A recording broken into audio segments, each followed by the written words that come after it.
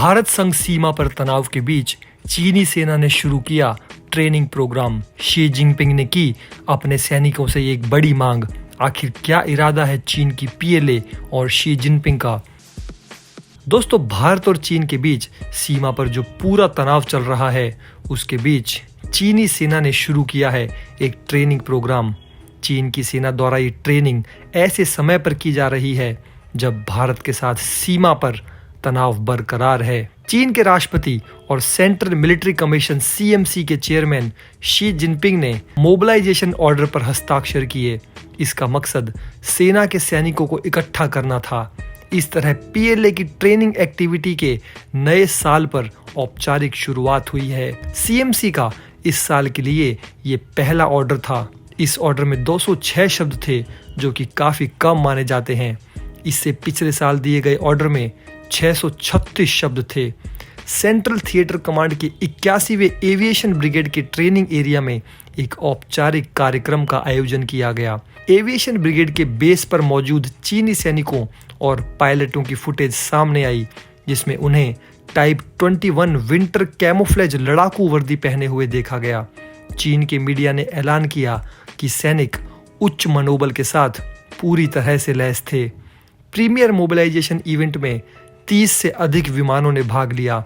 इस दौरान हेलीकॉप्टरों ने सटीक फायरिंग की और हवा से हवा में हमला किया। इसके अलावा मानव रहित हवाई वाहनों यानी कि यूएवी ने टोही ऑपरेशन को भी अंजाम दिया। इस ट्रेनिंग में चीन की स्पेशल फोर्स और इलेक्ट्रॉनिक काउंटर मेजर्स जैसी विविध क्षमताओं वाली यूनिट ने भी भाग लिया।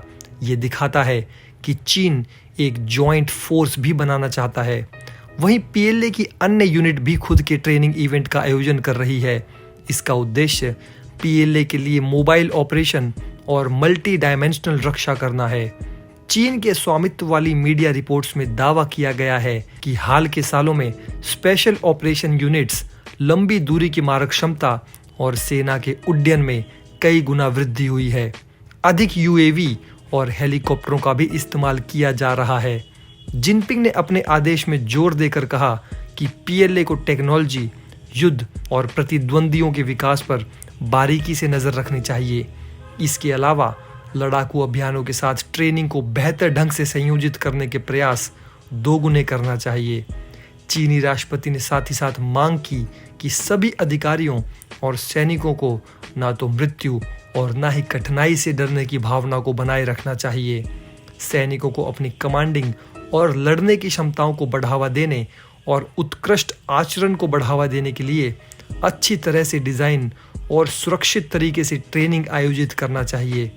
चीन की सेना द्वारा ये ट्रेनिंग ऐसे समय पर की जा रही है जब भारत के साथ सीमा पर तनाव बरकरार है। अभी तक वास्तविक नियंत्रण रेखा LAC पर कई इलाके ऐसे हैं जहां पर तनाव बना हुआ है। इस पूरे मुद्दे को सुलझाने के लिए दोनों देशों की सेनाओं के बीच अब तक 14 दौर की वार्ता हो चुकी है, लेकिन वे सारी निराधार रही हैं। इसी को देखते हुए अब जल्द ही 15वें दौर की वार्ता भी होने वाली है। लेकिन दोस्तों, चीन के अड़ियल रवैये को देखते हुए ये अंदाजा लगाना मुश्किल नहीं है कि भारत और चीन के बीच जो पूरा घमासान चल रहा है, वो भी और भी लंबे समय तक बना रहेगा।